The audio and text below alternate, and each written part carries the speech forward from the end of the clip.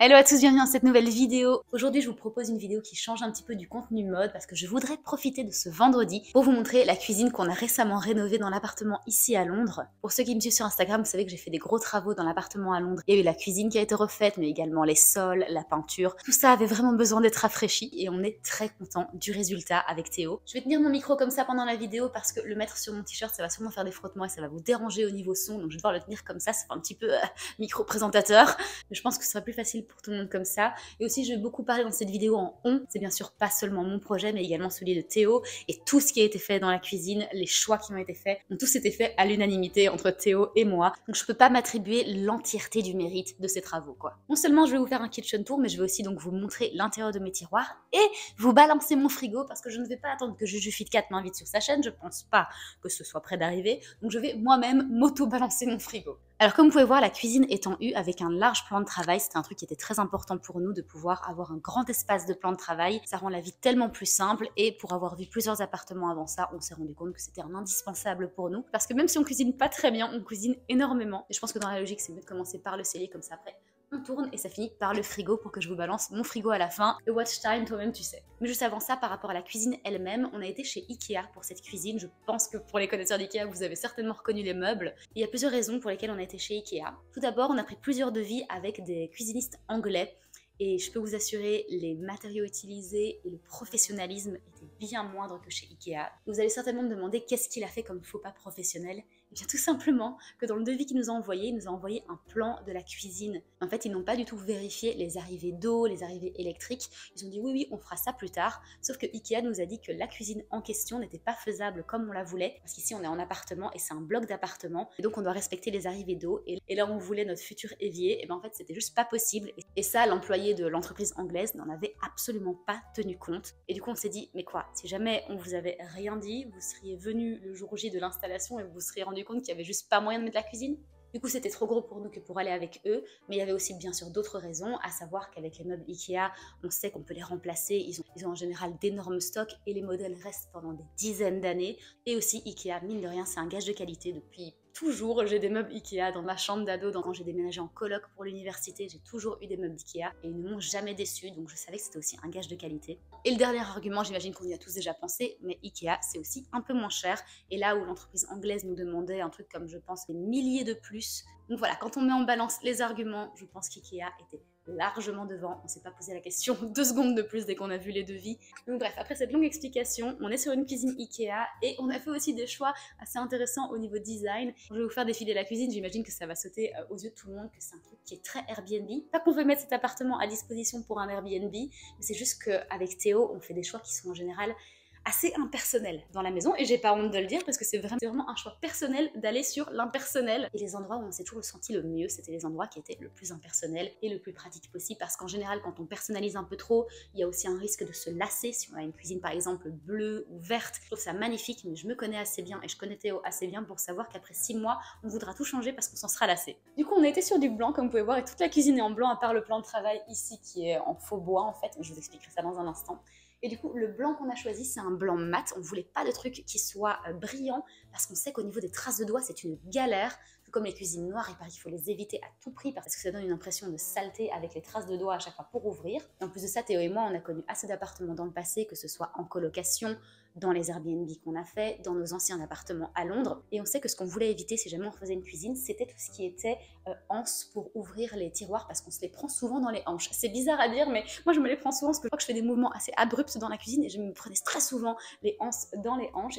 Tout est de la même couleur et ça s'ouvre de la même manière pour tous les tiroirs. Et le moment qu'on attendait tous depuis une demi-heure, merci Izzy, arrête de parler, c'est de regarder un petit peu ce qu'il y a dans ce cellier. Et on est très content de ce qu'il y a dans ce cellier parce qu'on a justement fait une énorme commande Asda. C'est une grosse entreprise de livraison de produits alimentaires. Et on a fait une grosse commande cette semaine parce qu'on voulait justement essayer de remplir ce cellier, ce garde-manger le plus possible pour essayer d'aller faire les courses le moins souvent possible. Hop!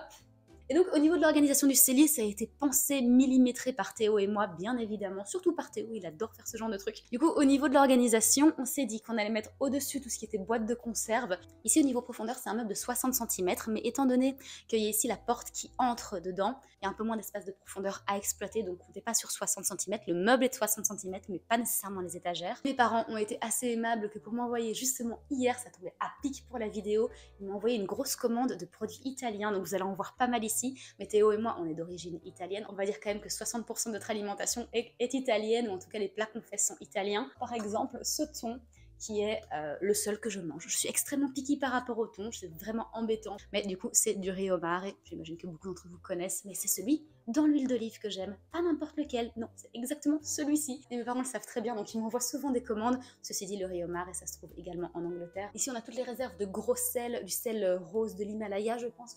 Ici, donc, ce sont les réserves matcha.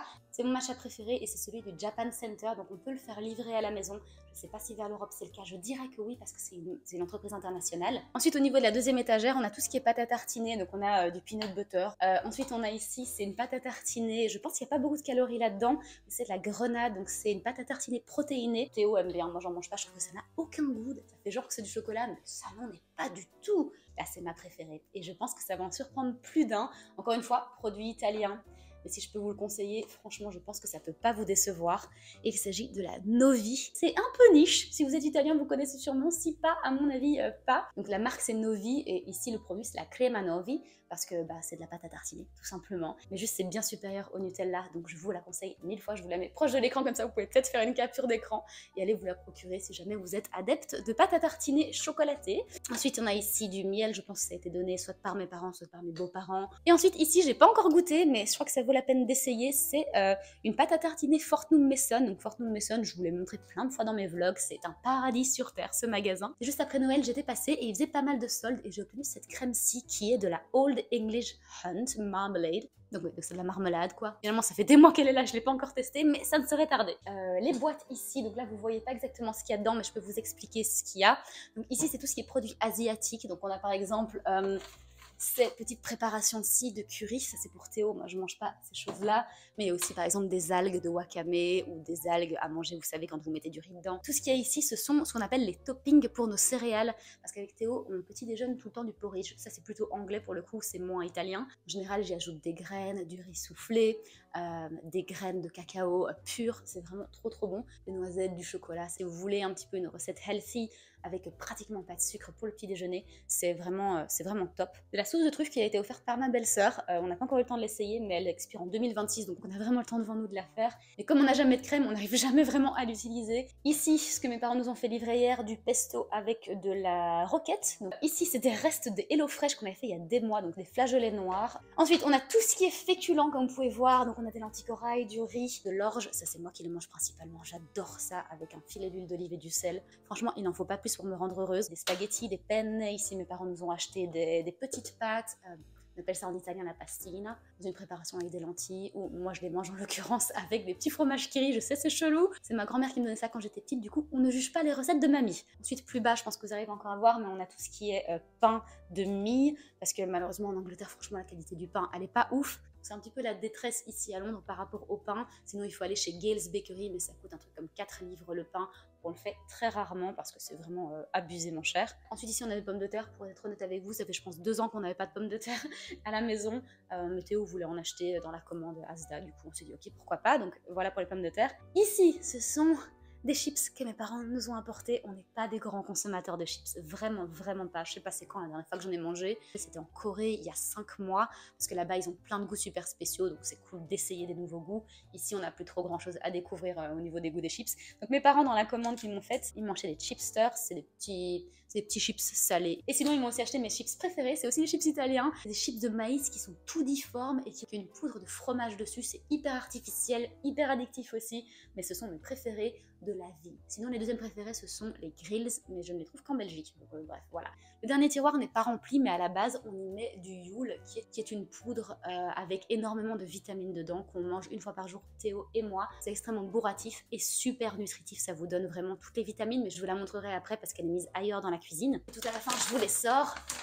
Ils m'ont acheté des biscuits italiens. Mes biscuits préférés sont les pan di stelle qui sont au cacao, c'est juste des délices ces trucs-là. Et les derniers sont les baiocchi, ce sont des biscuits avec un peu une crème Nutella à l'intérieur. Et pour finir, ici en dessous, on a nos stocks d'avoine. On en a pris, je pense, un truc comme 10 packs parce qu'on fait nos céréales maison, donc on a besoin de grandes quantités d'avoine. Là, ceci dit, 10 paquets, on en a pour 2 mois et demi. Je vais essayer également de vous montrer ici en hauteur. Donc là, on a tout le cellier. Et ici au-dessus, étant donné qu'on a pris un meuble vraiment le plus haut possible, on a tout un espace de rangement ici au-dessus dans lequel on met tous les laits, c'est très ordonné. On a 2 types de lait dans la maison, on a tout ce qui va être lait d'avoine et ensuite on a les laits de vache. Vous voyez qu'il y a des couleurs différentes parce que ça vient de magasins différents. On essaye aussi de varier les laits parce qu'en fonction des antibiotiques qu'on donne aux vaches, ça peut avoir un effet sur le lait, donc on essaye un peu de ne pas mettre tous nos œufs dans le même panier. Pareil pour tout ce qui va être pesticides, pour l'avoine. Et voilà, donc ça nous fait vraiment le stock de lait. D'ailleurs, je me disais, si vous avez des questions par rapport à la cuisine Ikea ou comment ça se passe le processus avec Ikea de design de la cuisine et de passage à l'achat, franchement, n'hésitez pas à laisser en commentaire ou DM-moi peut-être sur Instagram parce que c'est quand même assez privé. Je me ferai vraiment un plaisir de vous répondre parce que nous,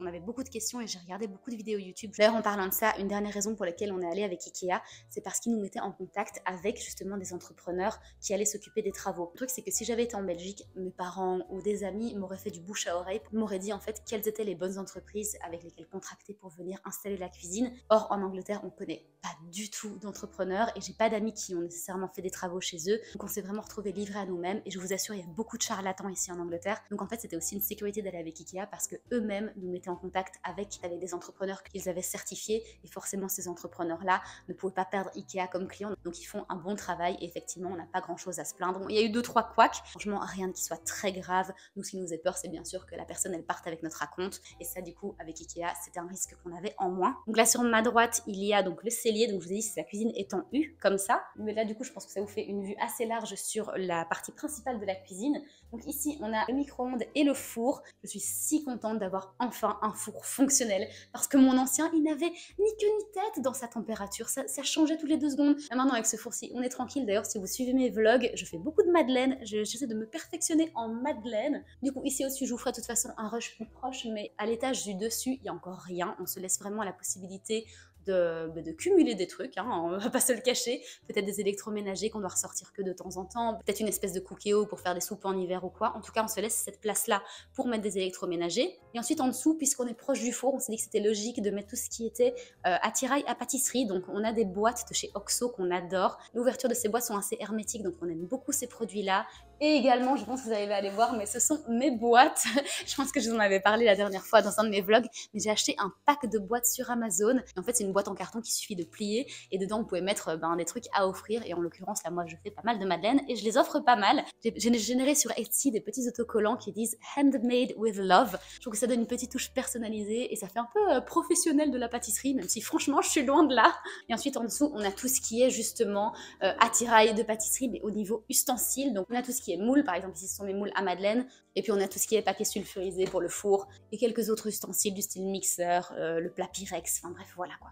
Et tout ici en dessous, on a notre attirail de boîte. Vous faites bien toujours attention à choisir des boîtes qui sont faites en plastique certifié. Et en l'occurrence, Ikea a passé tous les checks, donc encore une fois, on leur fait confiance par rapport à ça. Ensuite, un des trucs que je préfère dans la cuisine, et ça a été demandé par moi très vivement, c'est notre petit attirail de poivre et sel. C'est ça, j'ai vraiment juste voulu copier ma maman. En fait, ma maman a toujours eu ses poivres et sel comme ça de la marque Peugeot. Oui, la marque de voiture Peugeot fait quelques ustensiles de cuisine, dont ces poivres et sel en plein de couleurs différentes. Et je les trouve si jolies, on dirait des pièces d'échecs. Le petit plat ici vient de chez Ikea, je l'ai huilé à l'huile d'olive 5 fois je pense avant de l'utiliser. N'oubliez pas de le faire sinon ça va faire des taches d'huile d'olive. Ceci dit, notre contenant d'huile d'olive est assez particulier, on l'a pris sur Amazon parce qu'on trouvait déjà son design très sympa, mais surtout sa manière de verser est vraiment top. En fait, quand vous le penchez, ça va ouvrir le bec et l'huile d'olive va sortir directement et il n'y aura aucune perte, aucune chute. Et ça va pas vous faire comme les bouteilles d'huile d'olive qui coulent sur les côtés. C'est vraiment top. On a bien vérifié par rapport à la qualité du plexiglas parce que c'est pas du verre, c'est du plexiglas. On a bien vérifié que tout ça correspondait aux normes européennes, encore une fois. Si ça vous intéresse, demandez-moi en commentaire, je vous mettrai le lien. Je sais pas s'il est dispo sur Amazon France. En tout cas, il était sur Amazon Angleterre. Ici au-dessus, on va stocker tout ce qui est huile d'olive parce qu'encore une fois, d'origine italienne, on ne cuisine qu'à l'huile d'olive. Et donc, on a en fait le stock de huile d'olive. Et comme ça, dès qu'on a fini un pot, on le range ici au-dessus et on prend un nouveau qui est déjà rempli. Comme ça, on se casse pas la tête et on les remplit peut-être une fois tous les 6 mois. Ici en dessous, on a tout ce qui va être épices et du coup on met aussi les huiles un peu plus orientales. Ici, on a le tiroir à couvert qui est hyper grand et ce qui est encore génial avec Ikea, encore une fois, je vous donne également le diviseur de tiroir. Souvent, on voit les plaques de cuisson ici et le four en dessous. Mais nous, comme on savait que le plan de travail serait de ce côté-ci, on s'est dit pourquoi pas gagner de l'espace au niveau de cette partie-ci et de mettre une colonne du coup en fond. Et qui dit colonne dit en général four et micro-ondes. Donc ça nous libérait aussi tout l'espace ici en dessous des plaques de cuisson. Hyper pratique comme ça, vous avez tous vos ustensiles pour quand vous cuisinez comme ça, dans les poêles à frire, dans les casseroles. Ensuite, ici en dessous, on a des trucs franchement pas très utiles. On a mis le saladier parce qu'il fallait un grand espace pour le mettre. Et le tiroir tout en dessous qui est plus grand, on y a mis les casseroles et les poêles à frire, ainsi que leurs couvercles, comme ça encore une fois, proche des plaques de cuisson. On ne doit pas courir partout dans la cuisine pour aller les chercher. On continue au-dessus et ici forcément il y a la hotte puisqu'on est au-dessus des plaques de cuisson. Donc ça c'est vraiment la hotte. Et là ce qui est trop cool, c'est un nouveau produit Ikea, on était trop contents. Mais en fait, ils savent que la hotte passe de ce côté-là et donc ils ont vraiment bien segmenté ici des espaces qui sont quand même utilisables.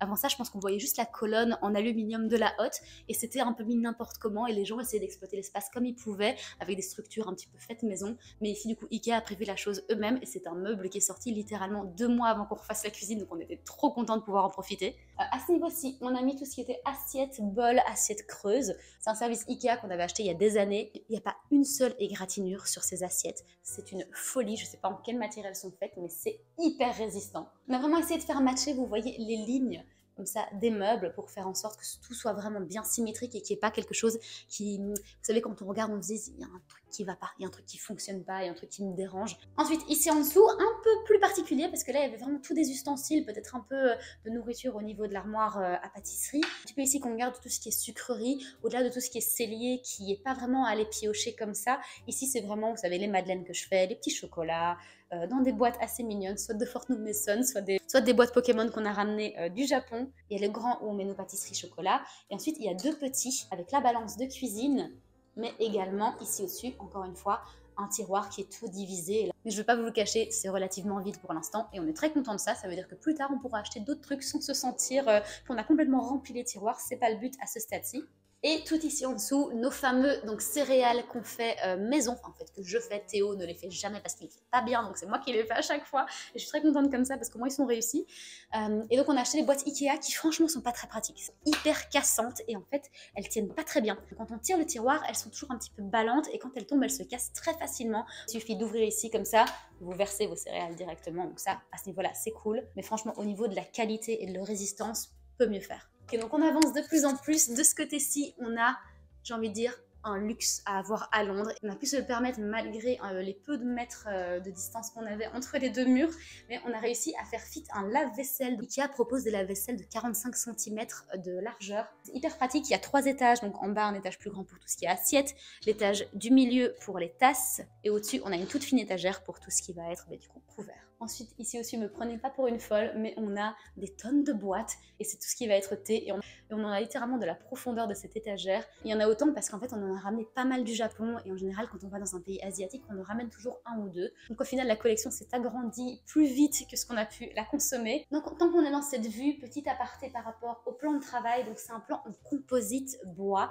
On pensait que c'était du vrai bois. Mais en fait, l'assistant Ikea qui nous a aidé à designer la cuisine nous a dit qu'Ikea Angleterre avait perdu son accord avec les entreprises de bois parce qu'en fait ils n'arrivaient pas à répondre à la demande Ikea, donc ils ont préféré carrément résilier leur accord, ce qui me semble un peu spécial. Donc on s'est retrouvé avec un plan en composite. On y a passé 3 couches d'huile, vous savez, qui se fige pour éviter que tout ce qui est eau ou sauce ou n'importe quoi qui tombe dessus n'entre dans le composite et l'endommage à long terme. Donc voilà, ça c'est notre seul regret, c'est qu'on sait qu'avec le temps ce plan de travail va vraiment s'abîmer. Donc à refaire, je pense qu'on irait plutôt sur un plan en granit. Et si du coup il s'agit d'une plaque à induction, et il y a certaines fonctionnalités que comme pour le four, je n'ai pas encore découvert. Je vous ai changé un petit peu d'angle pour que vous puissiez voir la deuxième partie du U. Alors au niveau de cette armoire-ci, petite explication. Alors c'est vraiment l'armoire sécurité. D'abord ici on a tout ce qui est armoire à pharmacie, donc tous les médicaments vont être ici. On aime vraiment l'idée que ce soit une boîte qui soit très clairement une boîte à pharmacie. Ensuite ici au-dessus c'est un peu vide, mais on a mis tout ce qui est sécurité. Donc on a par exemple ici un extincteur et une couverture anti-feu. Alors je sais que ça peut sembler un petit peu parano, mais j'ai mon explication pour ça,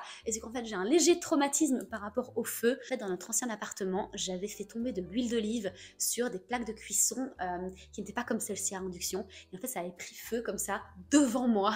Ça a peut-être duré 3 secondes, mais c'était les 3 secondes les plus longues de ma vie. Tout d'abord, je ne ferais plus jamais tomber d'huile comme ça sur ma plaque, mais surtout je me suis dit que j'étais absolument pas préparée si jamais il y avait quelque chose qui brûlait, quoi. Donc quand on a bougé dans cette appart-ci, j'ai dit à Théo, écoute, il me faut absolument une sécurité au niveau du feu, et quoi de mieux que de la mettre près de l'endroit qui potentiellement pourrait générer du feu, à savoir le four ou les plaques de cuisson. Ensuite, ici en dessous, c'est franchement un meuble inutile, d'ailleurs je sais même pas comment l'ouvrir tellement j'ouvre jamais, et c'est en fait un tourniquet, parce que qui dit cuisine en U dit grande perte d'espace au niveau du coin, et il y a absolument zéro truc dedans parce qu'on ne sait pas quoi en faire. Donc si jamais vous avez un tourniquet, je serais très curieuse de savoir ce que vous mettez dedans, et peut-être dans le futur des électroménagers ou quoi qu'on prend très rarement, quoique ces tourniquets-là sont pas très solides, donc je pense pas qu'on puisse mettre des objets qui soient très lourds.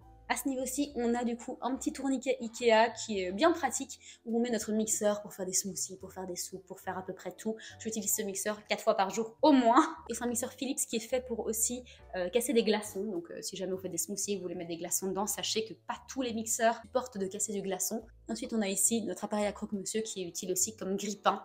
Avec Théo, on en a longuement parlé, on voulait un grille-pain parce que c'est quand même hyper simple pour manger sur le pouce. Le problème, c'est que les détecteurs d'incendie sont très sensibles ici à Londres, et que dès qu'on oublie une tranche de pain dans le grille-pain et que ça commence un petit peu à fumer, ça va déclencher le truc et tout le building va devoir sortir, donc ce serait une galère monstrueuse. Donc on a juste décidé d'avoir un appareil à croque-monsieur qui a une cuisson beaucoup plus lente et qui fait finalement griller votre pain au bout de peut-être 2 minutes de plus de cuisson, quoi. Ensuite, de ce côté-ci, on a encore quelques armoires, et ça, on l'avait pas dans l'ancienne cuisine, donc ça, c'est tout du gain pour nous au niveau de l'espace de rangement. Et donc ici, il y a tout ce qui va être, en fait, j'ai envie de dire poudre et vitamines. Ça semble bizarre dit comme ça. Et donc ici, on a tout ce qui est vitamines. Encore une fois, Théo s'est bien amusé avec son étiqueteuse. Et on a effectivement la poudre dont je vous parlais tout à l'heure, donc qui s'appelle le Youle, qui est une poudre avec plein de vitamines dedans. C'est fait à la base avec un mélange d'avoine, de pois, et puis ils ajoutent énormément de vitamines. Vous avez vraiment plein d'apports. Je ne suis pas du tout sponsorisée, cette vidéo n'est absolument pas sponsorisée, mais je sais que Youle sponsorise pas mal d'influenceurs anglais. Et au niveau facilité et santé, franchement, c'est un game changer. Mais bref, je ne fais pas la pub de ça, c'est pas du tout le but de la vidéo ici. Ensuite, ici, on a nos protéines en poudre. Nous, on est sur de la whey. Encore une fois, ce sont des boîtes OXO hermétiques qu'on adore, que vous avez vu également dans le rayon pâtisserie. En parlant, ceci dit, de dépareiller, le seul truc pour lequel on fait une exception, c'est tout ce qui va être tasse, et tout se trouve ici. Au niveau des tasses, je ne sais pas si vous allez voir de là où je vous ai posé, non, je vais vous approcher. Et en fait, les tasses, on s'est vraiment laissé liberté de, chaque fois qu'on part à l'étranger ou quand on envoie une qui nous plaise, de pouvoir acheter du coup des tasses qui soient colorées ou fun. Là, c'est des verres Ikea tout simples. Et ensuite, on a nos verres ici qu'on a achetés au Japon. Ce sont des verres exclusifs dont je vous ai déjà parlé sur Instagram. Ce sont des verres avec une tête d'ectoplasma. Et ces verres, vous ne pouvez les acheter que si vous allez dans un Pokémon Café, attention, pas un Pokémon Center, mais un Pokémon Café, et que vous les commandez à boire, et dans ce cas-là, vous pouvez en ajouter un à commander. Ensuite, je ne vais pas vous faire un dessin, mais il s'agit de l'évier ici. On aurait souhaité avoir un évier qui soit encastré. Or, avec les plans comme ça en composite, c'est interdit pour Ikea de faire ça, parce qu'en fait, le composite ne supporte pas l'eau. Très malin de faire un plan de travail dans ces matières-là. Donc, on a choisi un évier en alliage plastique, couleur-ci un peu taupe mouchetée. Ensuite, on a pris ici un robinet. Ils ont une large sélection chez Ikea, d'ailleurs, de robinets. On en a pris un chromé, encore une fois, pour les mêmes raisons. J'ai pas du tout envie qu'il y ait des taches de calcaire qui se voient dessus. Il y a également un petit bec pour aller chercher comme ça dans les coins de l'évier. Ici, en dessous de l'évier, on a évidemment tout ce qui va être produits d'hygiène de la cuisine, très généralement. Les pastilles pour le lave-vaisselle, le sel pour le lave-vaisselle, les éponges de rechange, vraiment tout ce qui va être entretien de la cuisine. Poubelle tout en dessous. Je vais pas vous faire un dessin de la poubelle, mais c'est 2 grands bacs avec une sacrée capacité, ce qui m'évite de devoir sortir la poubelle tous les 2 jours comme c'était le cas avant. Donc de nouveau, c'est une grande amélioration par rapport à notre ancienne cuisine. Ok, c'est parti. Alors, voilà le frigo. Je vous fais un rejeu de toute façon, mais là au-dessus en fait du frigo, il y a une partie qui n'est pas réfrigérée au-dessus du frigo parce qu'en fait notre colonne fait je pense 2,20 m. Donc on a vraiment voulu exploiter l'espace sous plafond. On ne voyait aucun intérêt à laisser le trou là-bas au-dessus, ça allait juste prendre la poussière. Donc on s'est dit qu'on allait prendre le meuble le plus haut et en fait le frigo est standard à l'intérieur, c'est juste que l'encastrement fait qu'on a une étagère supplémentaire là-bas au-dessus qui est du coup non réfrigérée. On mange énormément de verre, donc à ce niveau-là on n'a pas trop de problèmes, pas comme la plupart des Anglais qui mangent des plats préparés H24, voilà. Et aussi, on met tout dans des boîtes Ikea, comme vous pouvez voir. On n'aime pas du tout que les emballages touchent directement nos étagères. Donc, on évite de garder tout ce qui est emballages qui viennent de centres logistiques qui ne sont pas dans les conditions d'hygiène les meilleures. Donc ici aussi, on a des brocolis mis dans une boîte, voilà. Ici au-dessus, je pense que vous voyez pas, mais on a une boîte à mozzarella. Donc on en a deux, encore une fois, mis dans une boîte parce qu'encore une fois, le sachet, on veut pas qu'il touche notre étagère. Donc il va dans une boîte qui sera plus simple à laver par la suite. Ici, on a du tofu, je pense qu'on l'a ouvert l'autre jour et en fait, on le laisse dans son jus, sinon il pourrit super vite. Donc voilà, c'est du tofu ferme. On l'utilise pour plein de trucs, que ce soit dans les ramen. Moi, je me fais très souvent des tranches que je fais revenir à l'huile d'olive. Je sais, c'est un peu chelou de mélanger huile d'olive et tofu, mais la cuisine fusion est pas mal en vogue ces derniers temps, donc je pense que mi-italien, mi-asiatique, ça peut passer en 2024. Voilà, je fais de la fusion cuisine à la maison. Ensuite, et ça c'est nouveau dans notre frigo, on l'a acheté du coup dans la commande Asda, on a acheté du gingembre pour en mettre dans nos smoothies verts. Tous les jours avec Théo, on se fait un smoothie vert, comme ça on est sûr d'avoir un minimum d'apport de verdure au cas où, vous savez, on va au restaurant et on mange pas nécessairement vert. Donc on l'ajoute au smoothie et ça donne un chouette kick. Ensuite, ici, je pense que vous voyez pas, mais on garde du lait au frigo. Donc, dans la porte du frigo, on met tous ceux qui sont déjà ouverts. Et là, un peu plus haut dans le frigo, on met les laits qui sont exploités après. Ici, on a tout ce qui est type Philadelphia, ça s'appelle soft cheese ici. Je sais pas pourquoi, ils font très peu de soft cheese sans goût particulier, donc on prend en général ail et fines herbes, ça passe très bien ça. Ensuite ici, on a de la feta, ça depuis la Grèce de toute façon, on en prend toutes les semaines, avec des tomates, c'est si bon, ceci dit les tomates d'Angleterre, les tomates vertes d'Angleterre plutôt, ça peut vite tout gâcher aussi. Ici on a du grana padano mis dans sa boîte, et là derrière on a encore deux parmesans, non on a un parmesan, donc ça a été donné par mes parents dans leur commande, et ensuite on a un autre grana padano. Ensuite mes parents nous ont acheté ceci également, j'en achète jamais ici parce que ça coûte relativement cher, mais c'est du fromage italien qui s'appelle de la fontina, c'est très doux comme fromage. Ceci dit, au niveau diététique, il paraît que le fromage, on n'est pas censé en manger plus qu'1 pouce par jour. Or on sait très bien qu'en France, Belgique et Angleterre, on mange pas du tout ces quantités là par jour, c'est plutôt une bonne main, une bonne poignée de fromage qu'on mange par jour. Donc je commence à faire pas mal attention à la quantité de fromage que je mange parce que je suis très fromage. Ensuite, on a bien évidemment un plat de la veille qui a été fait en trop grande quantité et que Théo a mis au frigo. Voilà, c'est la vérité. Et j'aurais pu ranger ce frigo avant de vous le montrer, mais ça n'aurait pas reflété la vérité. Ensuite, ici, on a un demi-lime. Donc ça encore, c'est pour les smoothies. Je mets un demi-lime par 2 verres, donc en fait tous les 2 jours il y en a un demi qui traîne dans le frigo.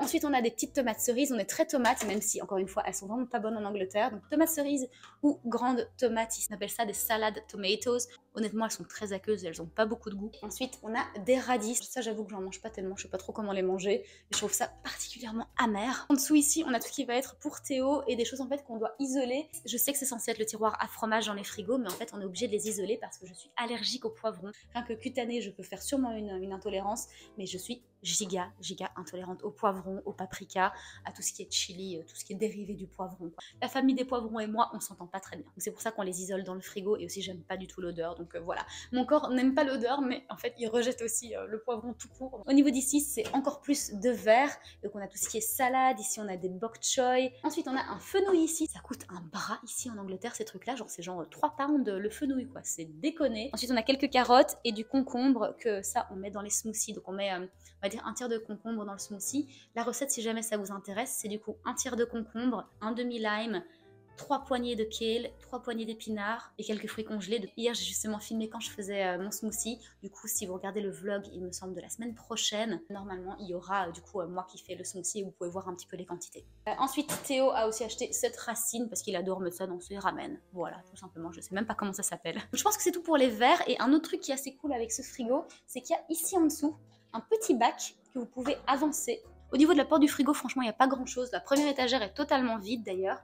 Ensuite, ici en dessous, j'ai mes réserves de beurre pour les pâtisseries toi-même, tu sais. Ici, on a une espèce de passata de tomates qui nous restait d'une commande HelloFresh. Parce que bizarrement, on ne suit pas vraiment les recettes quand on reçoit HelloFresh, voilà. D'ailleurs, en parlant de ça, je vous recommande pas du tout HelloFresh, j'ai un avis très tranché sur la question. Et j'y passe ça comme ça, on l'a vraiment testé pendant genre 2-3 semaines, et je vous assure, c'est testé, mais pas du tout approuvé, bref. Ensuite, ici, on a les œufs, on en a vraiment pas beaucoup, on en avait acheté énormément avec Asda, mais ils sont tous arrivés cassés. Il y a une boîte de 12 qui est arrivée totalement cassée, et dans l'autre boîte de 12, il y en avait 2 qui étaient cassées. Franchement, on n'achètera plus jamais 2, c'est beaucoup trop fragile que pour être livré, ces trucs-là. Et ensuite, ici, comme je vous ai dit, on a le lait qui est déjà ouvert, et on a 2 bouteilles d'eau, encore une fois des bouteilles en verre d'Ikea qu'on trouve hyper esthétiques, je les aime beaucoup.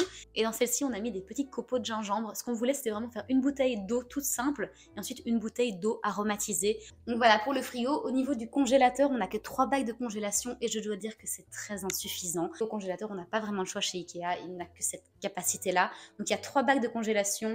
Dans le premier, on met un petit peu tout ce qui est d'hiver, et dans celui du bas, on met tout ce qui est pain congelé. Dans celui du milieu, on met tout ce qui est attirail smoothie. Donc vous vous demandez peut-être où étaient le kale et les épinards puisqu'on se fait des smoothies tous les jours. En fait, on a une réserve pour 2 semaines dans le bac du milieu. Et voilà les gars, c'est la fin de cette vidéo. J'allais dire c'est déjà la fin de cette vidéo, mais ça fait je pense 40 minutes que je vous parle, si pas plus.